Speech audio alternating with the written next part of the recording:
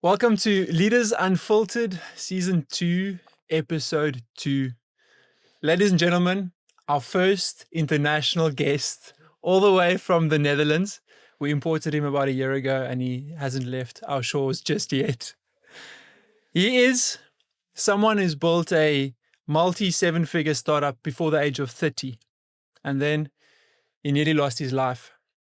That wake-up call sent him around the world, training with some of the top business coaches, such as Tony Robbins, and coaching over 400 top leaders from Meta, Google, and McKinsey.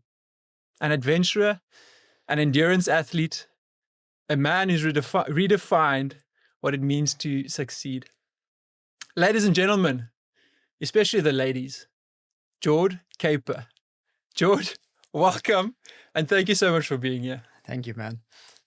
So, we spoke about this in the sauna earlier when we were having a bit of a debrief. But who are you? Well, I think I can't introduce myself better than you just did. And I think it's such a complicated question, especially like opening a podcast, like who are you?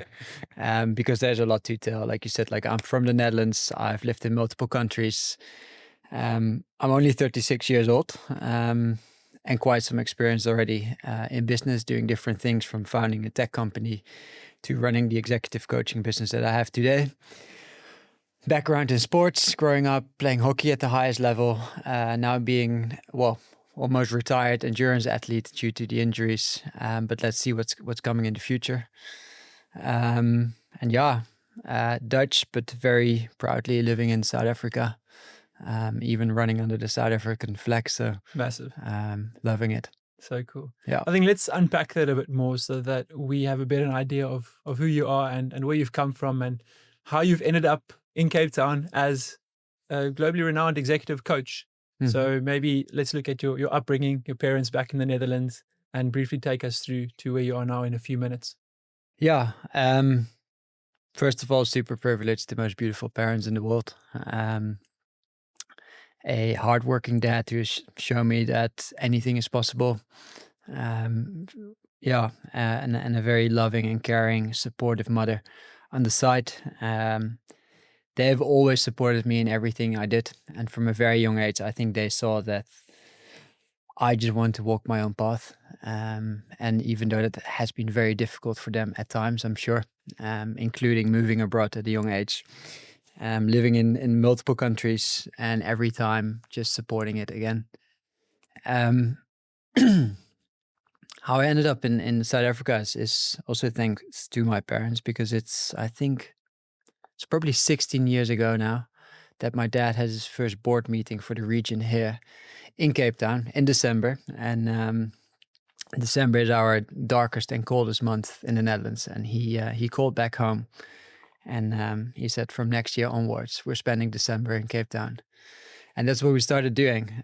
So first it was family holidays. Then later on, when I was running the startup company, I managed to spend a bit longer here from 4 weeks to 6 weeks. Basically since day one, we used to stay in Newlands in the Vineyard Hotel. And every time we arrived there, which is like I opened the door in the morning, I walked into the garden and I was like, this is home. It's a place where I just feel at home. It's the mountains, it's the people, it's the culture. So glad to be here. And now you an executive coach after building a family and exiting family. Mm-hmm. How did you make that transition from an very successful entrepreneur to being this executive coach, and what led to that? Well, it was never really a choice. I got that question a lot. I think something that has come naturally to me always is working with people, seeing the best in them and getting the best out of them. And it's also what drives me. And I think it's one of the reasons that startup company did well. I even remember one of the VCs who did not invest in us actually, but gave me the feedback of he said it's really beautiful what you've done, because the product isn't even that good, but the team is just incredibly good. And these were all young people. But yeah, when I fell sick and had to step down as the CEO of the company, and decided to move on, it wasn't the most logical choice for me to just become a coach. And I actually never made that choice. It was more that I I fell sick. I got into the hospital and I got out of it, and it was a big wake up call. And I went in thinking that I'd figured out life and that I knew myself. And I went out of the hospital with a big not knowing and a lot of questions. And Mm. so that's when I, started working with all these coaches and therapists and studying developmental psychology um, to look for the answers. And at the same time, I started writing my own insights just on Instagram, on LinkedIn, you name it. And that's when people started reaching out to me. It's like, hey, can I get on a call with you? And those were all people out of my network. And in the beginning, I was holding it off because I was saying, I'm not a coach. I'm not a coach. Yeah. Um, and also thinking like, there's no money in it. Um, and then at that time, I was in Bali, Indonesia, and surrounded by people that were doing really, really well as coaches. And they basically asked me, "But would you pick up the phone if they would pay X amount of money?" I was like, "Yeah, certainly." And they were like, "Well, try it because as soon as you do that, you also get people that are serious about their problems." Mm. Um, and that's one day I opened the door for it, and how it all started. If you don't mind us going there, you were building this amazing company and then you had this life-threatening illness. Mhm. What happened? What was exactly the problem and the illness that you did have? The illness itself was a sepsis, so a blood poisoning. That took me out, but leading up to it, it was a very, very stressful time. 5 years in total. With building the company, I was young. I started at 24, so it was lots of pressure. And at the same time, just after raising the first big investment round, my best friend passed away, and I just tried to manage it all, to just keep going, Mm. um, and basically have a pretty face and a very courageous face to the outside world, but on the inside, I was pretty much dying myself, and I think I just kept pushing through, and it was my body's way of stopping me. Mm. And if you just elaborate more on that, for how long could you push through? When did you actually start dealing with that, your friend's death and everything you were going through? I've been able to push through for a very, very long time. And it started showing up as I had 3 long infections in a row around the investment round. So it was definitely related to stress. Started experiencing fatigue, just extreme stress. I remember waking up on the kitchen floor of my apartment. I would tear down the curtains and wake up and I'm like, who has done that? So it got it got pretty far. The signs, it was not that it wasn't obvious. The signs were there that I was just pushing it far and far too hard. Mm. Um, but yeah, up until that moment, I still thought I can do anything. I was like bigger than God, Mm. and life showed me is that I'm not, Yeah. which was good and humbling and exactly what I needed. Yeah. And then when you came to your senses and you realized, well, I'm fallible, I can't continue like this. Who did you go to and what did that look like? In what when I came out of the hospital. Yeah, so you went to the hospital because of this. Was that when you realized, man, I'm broken, I need help, I'm fallible? How did you get through that and process that?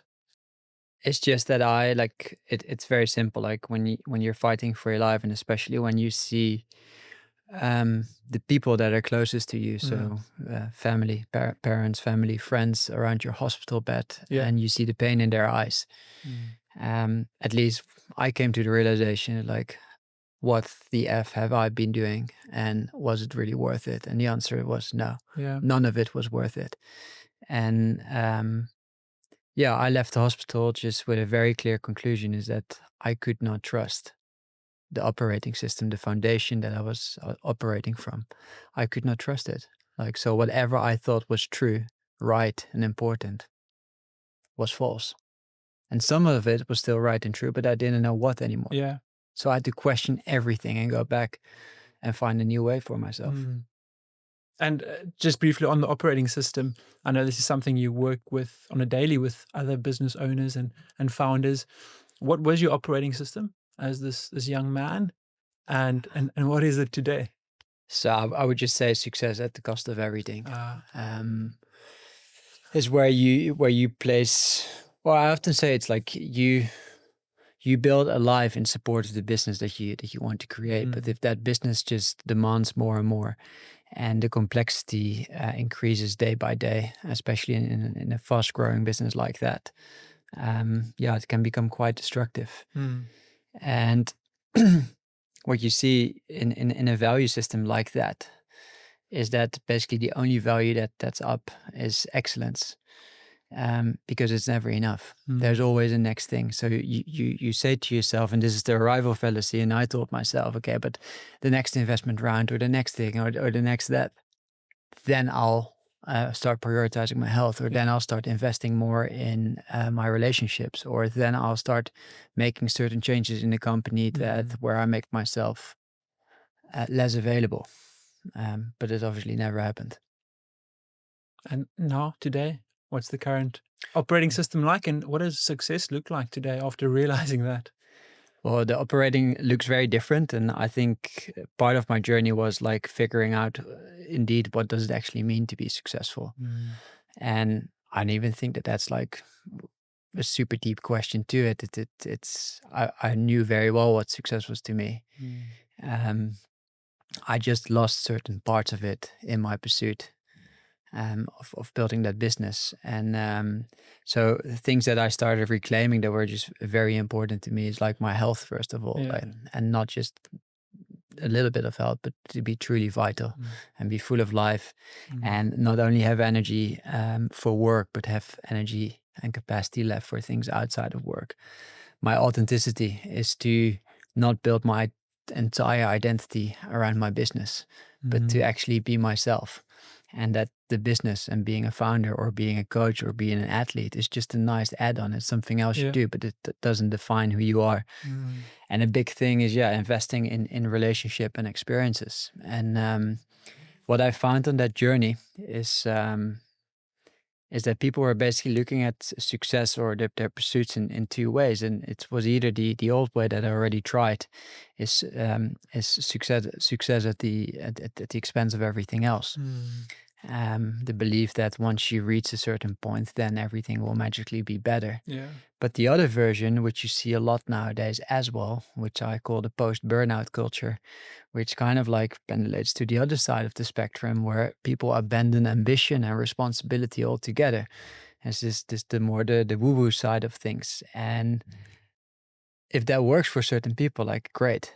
But I looked at it like this is not for me, because I still want to be building things. I still want to be growing things. I still want to do hard things. Like I love doing hard things. That's also why I do the endurance sports. Um, I just didn't want to do that at the expense of my health, authenticity, and relationships anymore. So that's where I just started figuring out like a new way for myself. Like, okay, how can I grow a business in support of the life that I want to live and the person that I want to become? And it's a shift where you go from just outcome driven to far more value driven. Mm. I'm just thinking out loud now about the people you work with. You're working with so many business leaders around the world, and they come to you for a specific reason. What happens in their life when they realize they need help? What's a pattern that you see more often than not? It's the pattern that I see is that the very thing that they have relied on for a long time and that has worked for them Mm. is no longer working. So an example that I see over and over again is within founders or even the execs in the corporates, that have kind of been in the driver position, so carrying a lot of the responsibility themselves, making all the decisions themselves, Mm. being involved with everything, and that gets you to a certain point. Mm. That's actually what makes you successful to that point, but the next level will require you to become someone else and to operate in a different way. Yeah. But to recognize that and to be able to let that go, you need to run into that wall over and over again to realize, okay, this is no longer working for me. Mm. I wanted to keep this for a bit later on, but I think what you mentioned now about these walls that we run into might position this question well. So you ran into this wall as a young founder of a successful company, terrible illness, life threatening, and that led to a lot of changes in your operating system, as you've mentioned. Unfortunately, yesterday you've got news about your health that's so important to you. Mm-hmm. You've got to operate on both of your hips. You're an endurance athlete. This is another wall. How do you go through this now, since you've learned through previous walls you've hit before? Like, what does that look like, if you can find words to explain?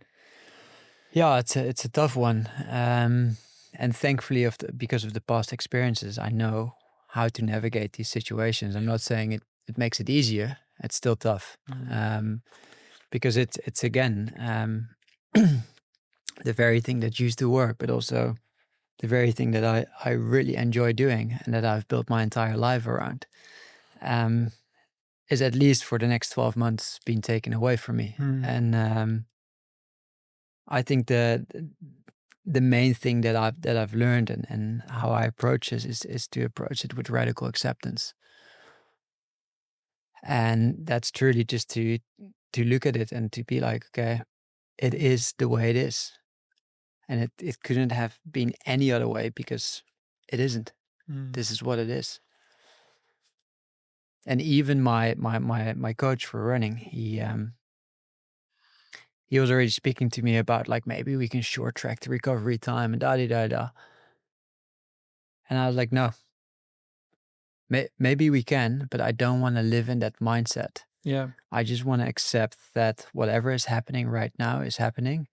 The next thing that I need to focus on is the actual surgeries over the next, 2-3 months. And then I'm going to do the best I can. And that's where I always come back to control the controllables.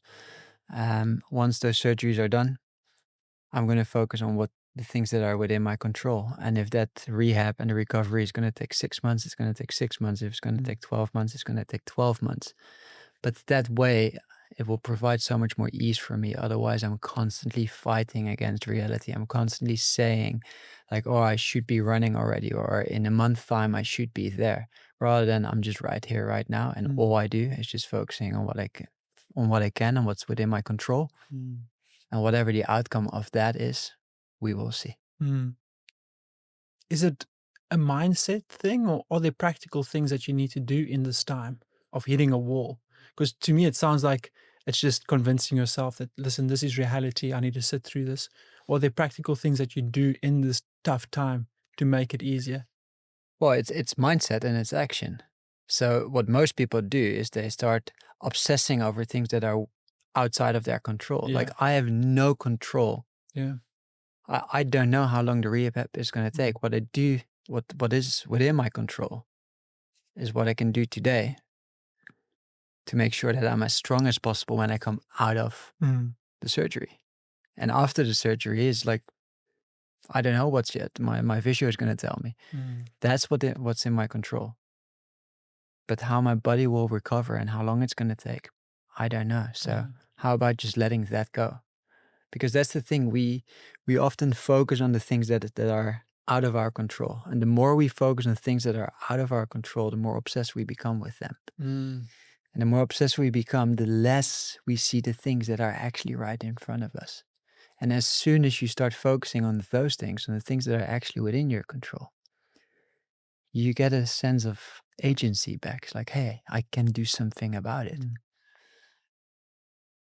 So- And that's like, that's the same thing also with values. Like in uncertain times, you can always come back to your values and ask yourself or in trail running, there's always one step you can take. Just focus on that step. Don't focus on the finish line. Don't even focus on the next aid station. Just focus on the next best step you can take. Yeah. Why I want to probe and why it's so interesting for me is I can perhaps personally know this. I can know I need to focus on the present, be now. Don't focus on the what ifs. But I can tell that to myself. But actually doing that is quite challenging for me. It feels like my mindset's not always strong enough. And it feels like your mindset is just strong and you can do it.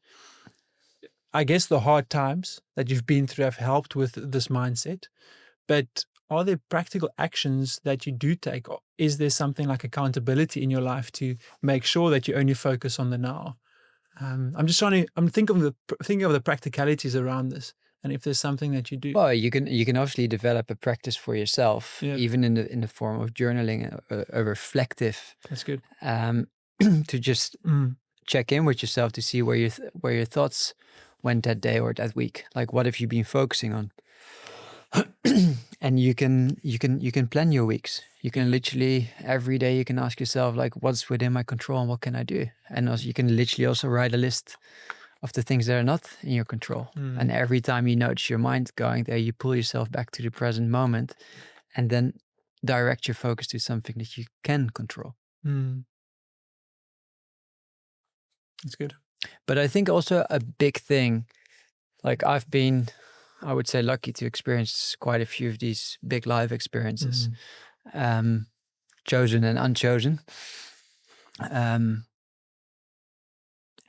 these life experiences just teach you that you're not always in control. And I think too many people just live in a constant state of control. And then when they're actually being pushed out of it, they do not have the tolerance for uncertainty. Because that's really what it is about. Do you have the tolerance to be with the unknown, with the not knowing?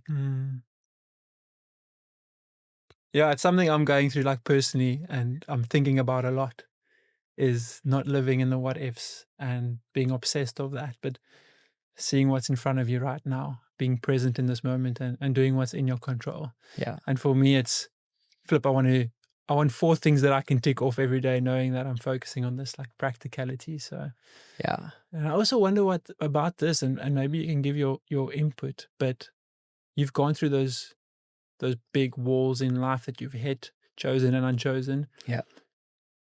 Can some of those things that you've learned be acquired without going through those tough times? Or do certain things just develop through tough times? I think so, yes. Yeah.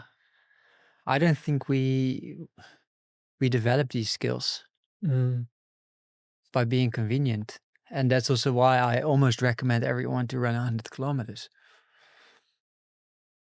Because you will learn a lot about yourself. That makes me think, because always when I've asked this question or when I ponder about this question, I feel, wow, I've gone through life quite easily up to now. I haven't hit many big walls. But now, because of that, there's certain things that I haven't acquired. But I don't wish that upon myself either. But now you're saying I can choose certain tough things, like running 100 kilometers, and learn those lessons through that instead of going through a life-altering disease or losing someone. Can those two be compared? Yes, they can be compared. I think it's just nothing compares you for the life-shattering events of losing someone very close to you, losing certain functionalities of your body, dealing with illness, whatever. But you can prepare yourself for it. And I think a lot of people just wake up one day to the reality and they're not prepared. They don't have the tolerance. They don't have the resilience. And then they need to have a crash course, and often they just go and collapse because they do not have the capacity to move through tough times. Yeah. So do you intentionally put yourself in positions of pain? Yeah, and not just pain, also like the thing, for example, with endurance sports is it's not just the pain. And I am a bit of a psycho. Like I'm happiest when I'm struggling, and like it's also weird now because like for over the next year it's going to be a very different struggle. But I would 10 times rather choose the struggle of running 100 kilometers and training really hard than being convenient. That's much more of a struggle for me. But yeah, one of the reasons I choose these bigger things is because there are always lessons in it. And one of the things with running an ultra, for example, is when you stand at the start line, like the first principle is like it's going to suck at some point. There's going to be a moment that everything in you starts to scream. And also on 100 kilometer, especially like trail, so it's not road, it's not prepped, a lot of things can go wrong. And there are a few things that you can control and a lot of things that you can't control. And you just need to learn how to deal with it. And you need to learn how to hold yourself through all those moments. Yeah. So like on my last race, the mud, where I had my fall at 20 kilometers. And I managed to do another 23, but I can tell you that those last 11 kilometers, I was in so much pain. I was out there in the mountains. There was nobody to help me. It was really tricky. I kept falling and slipping because my legs weren't working anymore. And you just got to pick yourself up and find a way forward. And those are the moments where you see the inner victim coming up that just wants somebody to carry you, and it's just like the only one who's going to carry you in that moment, that's yourself. Yeah. This is a very LinkedIn type of question and very cliche, but there's so many things that I'm picking up between the lines in what you're saying, where you're comparing a 100-kilometer endurance race with life. And you're actually learning so much about life through putting yourself in this position of running a 100-kilometer endurance race. So what are perhaps one or two things that you've learned the most in endurance running that's been so applicable for you in life? Well, one, we've discussed control the controllables.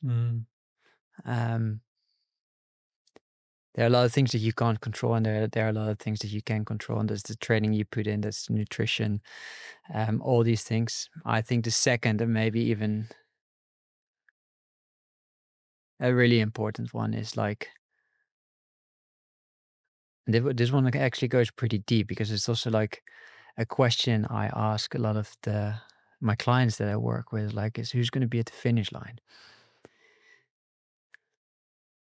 So when you cross that finish line, and in my case, that's about endurance running, for them, it's the exit or whatsoever, is to make sure that when you're so focused on pursuing goals, is that you actually also invest in the people around you, and that those people are also really, really, really important. And for example, with an endurance race, it can literally change the entire game when you've been in a pain cave for an hour or two. Like I remember last race, UTCT last year, from I think 56 kilometers to 76 or 77, it was just really dark. I was hallucinating. I completely lost control of my mind. I kept seeing a Chinese woman calling my name. I lost track, and finally made it to the Alpha aid station, and that's where my crew was, and a couple of people that are very, very close to me.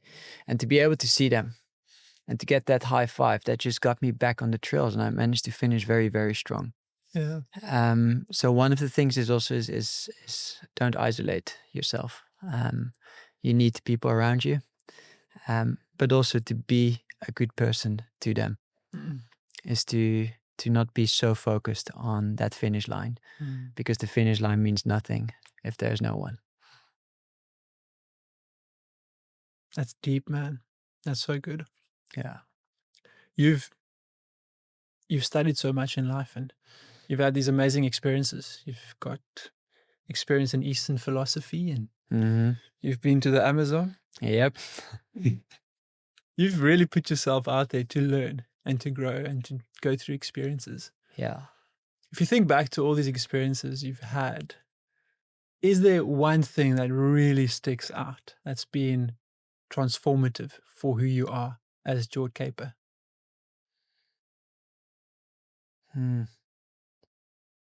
One thing that came up for me actually is when you named it, because for me it's like I don't really look back on life. It's just like I've lived it. But then when you say it's like I'm looking back, I'm like, yeah, there's so many things, from working with these incredible coaches to spending 5 weeks in the Amazon with the Shipibo tribe, to studying the Eastern philosophies, and living in Asia for 6.5 years, and opening myself up to a completely different way of thinking and approaching the world. But I think what came up for me here, and that's maybe just also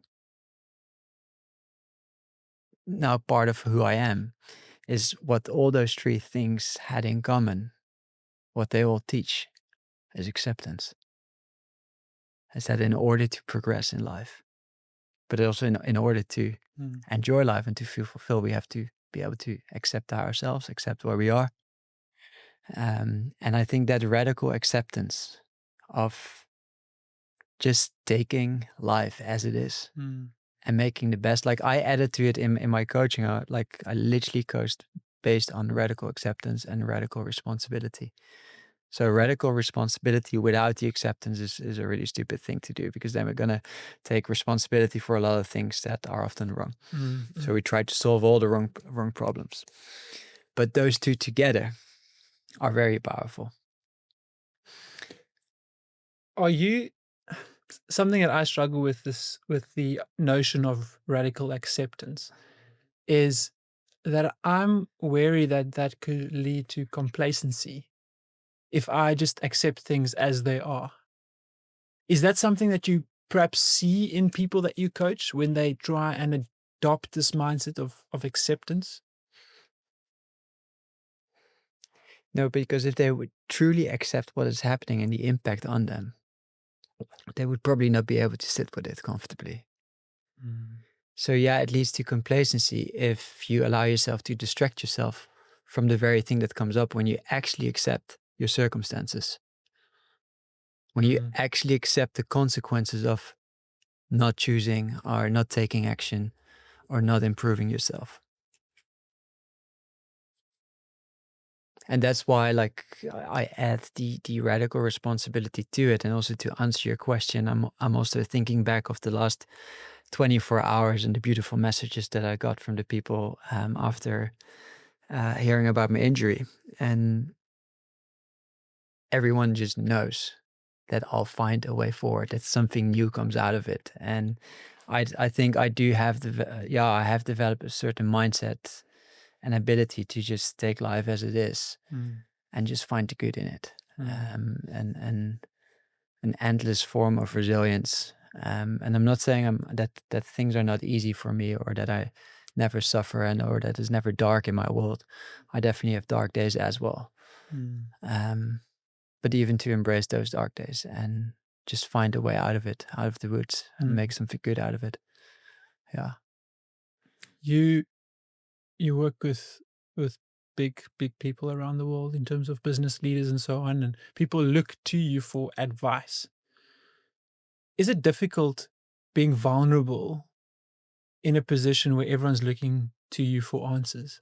Is there space to be vulnerable? Good question. Something I've struggled with at the beginning when I started doing this, especially, like you say, I work with leaders. I work with very interesting people that are far more successful than I am and will ever be, and also people that are far more on the same wavelength as me. So it's not just CEOs; it's also business owners and founders from anywhere from 27 to 30 something.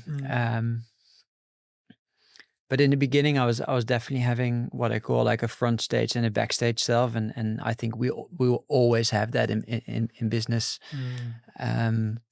But I actually think that me being real with my clients is one of my unique selling points, or my unfair advantages. It's what they come for, because they're like, anyone can put up the mask, and almost everyone is already wearing that mask, and they're actually looking for something real, somebody that they can actually have the real chat with. Are there things that you are currently questioning or wrestling with? Because it seems like you've thought about so much in life and you've gone through so much in life, and you're so well spoken and eloquent, and it seems like you've got an answer for everything. But are there certain things that you If I struggle myself, No, we know you struggle and you're open about that. But are there things that you are questioning that you perhaps don't have answers for, that you're wrestling so many with? things I'm questioning. Yeah. No, like I think with every day I live, I realize I don't know. Yeah. And especially the time that we're living in right now. And I almost feel like I want to retreat sometimes from the world and from the news and from everything that's happening, and from the business world and the impact that AI is going to have. It's very beautiful for all the things that are possible. And I'm also questioning where this is going. And I'm questioning my own direction, for example. Like I've been writing for a long time. I have my newsletter. Lots of people reading it every Saturday. I love creating content on LinkedIn. And at the same time, I'm realizing I'm going to lose that game against people that literally press one button Yeah. or actually get my newsletter and feed it to AI and create 5 posts out of it and put it out. And they probably get more likes and they get more engagement. And so something that I'm starting to question is like, do I want to play this game and how do I want to play it? Because it doesn't feel authentic and real and right to me to just let AI do everything and especially do the things that make me feel alive. Because for me, writing, if you say to me, you've thought about certain things and I can express all these things, it's because I sat with it. Yeah. Because it's not just because I read a book. It's because I've lived through certain things. It's because I studied them, but mainly because I sat down and actually wrote things down. I put my own words to it. And it's one thing I just love doing. It's one thing that makes me feel alive. Like every week I write that newsletter and it's just like, it's a piece of me. It's a creation that I give to the world. And in this case, it's about 10,000 people in my list. So it's a small world, but it's very meaningful to me. And I don't just want to give that to AI. Yeah. What are your thoughts on AI in general and where it's going and the future? I'm quite pessimistic about it. Yeah. I think a lot of people are jumping on the opportunity at the moment. It's incredible what it's doing.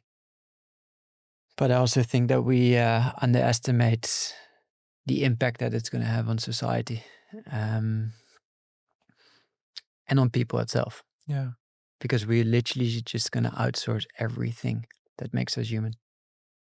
And I was actually reading also in the Financial Times the statistics about people there. Well, it was about their ability to commit and follow through and things, and especially amongst people in their 20s and 30s, that it has dropped significantly.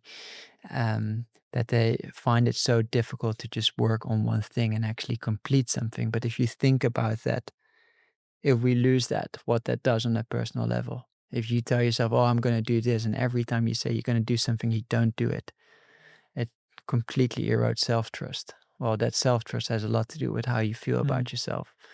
Then when you feel shit about yourself and you live in a world where you can constantly distract yourself, you get even pulled more into that. And it's such a vicious cycle. And when it comes to that, I'm quite pessimistic because there are going to be basically 2 groups, and one group of people that's just constantly being pulled by whatever is the loudest, whatever is the most urgent, and whatever is the most convenient, and a small group that actually chooses to rebuild and protect that skill, to stay focused on their own goals, to stay committed to their own craft, to stay committed to their own values. But yeah, I think everything in life, or not even think, that is that's a fact. Everything in life moves in cycles from order to disorder to order, and actually reorder at some point, because we're not going to go back to order. Like the way we live life right now, the way we do business right now, is at the very end of its cycle, and so we're going to go soon, very soon. We're going to go into disorder. A lot of people are going to lose their jobs. A lot of people got to get retrained or find new ways. But if you think about it, if a lot of people are going to lose their jobs, what's going to be the impact of that on the economy, on society itself? And so I think we will go through a big loop of disorder before a new form of reorder comes. And I don't think that's going to be a fun time for a lot of people. So you've touched on a few of the macro things that AI will influence. What I'm curious about is more on a personal micro level. How's AI going to influence relationships? And like this, what we're doing today, what does this look like? How is it going to impact people, the way they do relationship, the way they communicate? So in this piece in the Financial Times, they also showed that this age bracket from what was it, 20 to 40, what was normally the most extroverted group has become the most introverted Oh, group in 10 years' time. So think about it, and then you obviously question like, oh, how did that happen? It's because we're behind these phones, behind these screens, because we choose convenience over connection. We can just sit behind Instagram and think that we're connected to someone when we're seeing their post or when we're chatting, but it's very different than us now sitting around the table and actually having a conversation. And for us who choose connection over convenience, what does life look like for us in 10 years' time? Is there space for us? Oh yeah, certainly, and I think that's going to be part of the reorder that we're going to see. Um, like our environment, the world is not going to change for us. Like it's not going to create an environment that's designed for connection and for focus and whatsoever. So people will actually need to take back responsibility. But I do think that at some point, we will reach a tipping point where people realize that they have no agency anymore, that they're just constantly feeling overloaded with information, that they're pulled from one thing to the next, from one distraction to the next distraction. Um, and you already see it like also in schools that there are rules around smartphones and things. So we will find a new way to protect ourselves. I believe in that. Yeah. Okay. Yeah. I was lying in bed this morning and thinking about, I actually tried a little LinkedIn post about this morning as well. People often say nothing changes if nothing changes. But then I thought about that and I get irritated when people make bold quotes that seem sexy and they rhyme and then everyone thinks it's true because it rhymes. Yeah. Or if people paint a beautiful picture, which is an idiom for this, or it means this in real life. Like, it sounds like it could connect, but it could be so false. So I was thinking about this thing, nothing changes if nothing changes. But then I thought, wow, but often if we stay consistent and we don't change, especially with the small things, those small habits, that's when change actually comes, when we are consistent and don't change in many things in life. What are a few of those small things, those habits that you don't compromise on? And because of those consistent small habits that you have in place, you've seen big change in your life.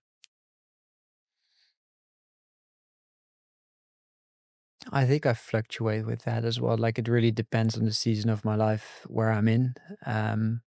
But one of the things is just in the morning is that I always take a moment to myself to breathe, to meditate, to pray. Um, because also I'm also human. I'm also running a business and I'm also training a lot. So it's easy to get carried away. And especially with my job to get carried away in other people's problems and just to have a moment to connect to myself. That's a really important one. But I think one of the most important things and also to add to the conversation that we just had about being consistent, being able to follow through, about staying committed, focusing on the right things, and not being pulled away by whatever is loudest, most urgent, or most convenient. For me, what I'm just very, very serious about are my goals, my values, and my priorities. And those are not just vague things that I think about every now and then. Those are things that I write down for myself. And when it comes to my values, I have it. Obviously, it's my work, so I have a system for it where every month I run through the principles, the guiding principles, and I see, hey, where am I doing well? Where am I being pulled out of alignment? What requires my attention? Yeah. And I just choose 2 or 3 principles to focus on and define very specific actions. And that's that control part. That's what I have control over. Yeah. Um, and that way, I tend to believe that I have some control of where I direct my focus and attention, and so a little bit over my destiny. You, I've said this a few times, but you're working with the most amazing people in different industries all around the world. And you can see how things are changing firsthand. We've just spoken about AI. If you've got a 22-year-old in front of you, just finished university, but doesn't know what to do, what advice would you give this person in terms of career and what to pursue? Yes, we know it's super subjective to that person, but what are you seeing? What are you seeing as being important for this next 20 years that we're going into? Adaptability. Adaptability. Yeah. So I can obviously say like that they need to study or develop a certain skill, but even that's going to be maybe irrelevant in 3 months from now. Like a couple of years ago was all about developing and whatsoever, and now developers soon we don't need development anymore because AI can do it for us. So I literally, that's one of the things I just don't know. I don't have a clear answer about what skill to develop, but I think develop the skill to develop skills. Wow. So that comes back again constantly to acceptance and responsibility, and that you create the tolerance to the psychological flexibility in order to ride these waves that we will be going through. And yeah, I think it also brings a lot of opportunities. I still know a lot of people choose the corporate path. Yeah. A lot is going to change in the corporate world. A lot is already changing. I think I read last week that McKinsey fired 5,000 of its consultants. That's real. But the internet and AI is also bringing so many beautiful opportunities, because even if you think about it now, I'm a solopreneur. I run the business by myself, but at the same time, I have a team of 20 due to AI, because of AI. Like if I need a lawyer, of course, like if I need the official documents, I still need to go there. But you can, with AI, you have everything. So it's so easy to develop a skill and then to productize that skill and to sell that skill, and also to earn a lot more than you can do in a junior corporate job. Yeah. How do you develop adaptability? By putting yourself into different situations. By challenging yourself. That's good. Now I'm thinking, I'm putting myself in this 22-year-old's shoes. It's exposing yourself to change. I think like we're so afraid of change, and a beautiful example of this is actually a friend of mine in the Netherlands, and he was working for Booking.com. Had been working there for probably the last 10 years. Very comfortable, okay salary, but absolutely hitting his ceiling.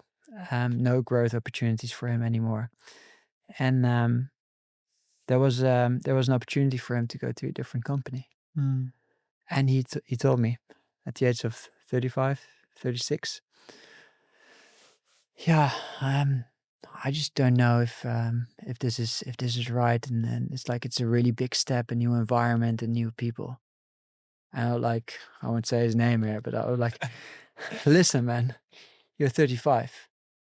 If this is already your baseline of flexibility and adaptability, your life is going to get very, very, very small from now on, because it will show that you will not take any risk anymore to step into a new environment, because it requires too much to adapt. And so that's when we stop looking for new things. Then everything needs to be the same in order to stay comfortable and in control. So adaptability. Yeah. And I guess with that, getting comfortable with change, because becoming resilient. Yeah, becoming resilient. Yeah. So just run 100 kilometers. Yeah. It's going to help with that. Or find, there are so many challenges to it, of course. Yeah, but challenge yourself. Absolutely. Okay. We can go on for many more hours, but we like to end these conversations with a few quick fire questions. And one that I've asked you already, but I really want to ask you this again. And I loved your answer, so I want us all to hear your answer. But when you end your race on Earth at 120 or whatever that may be, and you look back, what do you want to see? Well, yeah, we spoke about this. I think the one thing that I want to be able to do, and it's actually really beautiful, because I just had this moment with my running, of course. Like that's the end of this race. And yesterday I posted a photo from my last race, and I also wrote, I was so glad that I ran that race, because one more time I just gave it all, and I can just look back with a big smile, and I feel complete. Like I know I gave it all. Um, but yeah, at the end of my life, I hope to look back with a big smile and know that I just gave my best. I gave my everything to the things that I care about, and especially the people. And I hope that one day that's going to be a family for me. Um, and yeah, that the values that I've tried to live by, that they sort of live on in the people that I've touched life with. Yeah. If you could have dinner with any three people, living or dead, who would they be? Boy, that's a difficult one.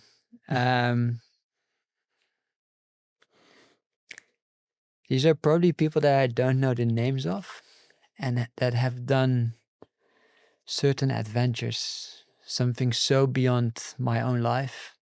Um, an example of this: last year we had our yearly expedition in Iceland for my clients, and I was walking with our we did a 3-4 day hike, and I was walking with the guide, and he was an incredible guy that just did all sorts of amazing things, treks, and I was like, "What's the most extreme thing you've done?"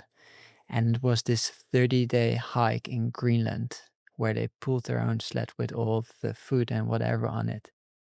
And I was just listening to his story, and that just inspired me so much, and the reminds me so much of the strength of the human spirit and what they go through.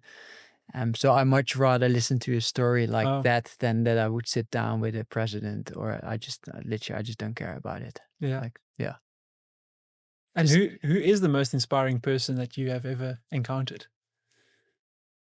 oh, that is a very, very tough question. Because I've met quite a few cool people. Name a few, like that come to mind. And I know after this podcast, you're going to think of a few more. But who are a few people that come to mind now? Well, definitely this guy, for example. It's the people that have shown me something new. Yeah. Um, that introduced me to a new activity, to a new way of looking at life. So we spoke about the Amazon, for example. Yeah, those people from the Shipibo tribe, those people have been people in Bali, the coaches. For me, one of the most inspiring people is Brett Stuhlberg, one of my mentors. Definitely. Um, yeah, so many. Okay. What's one thing you currently working on about yourself? Personally. Yeah. Well, I think since yesterday, it's slowing down. It's opening myself to new ways of living, because life is going to look very, very different from, what is it, 15 hours of training to not being able and not being allowed to train.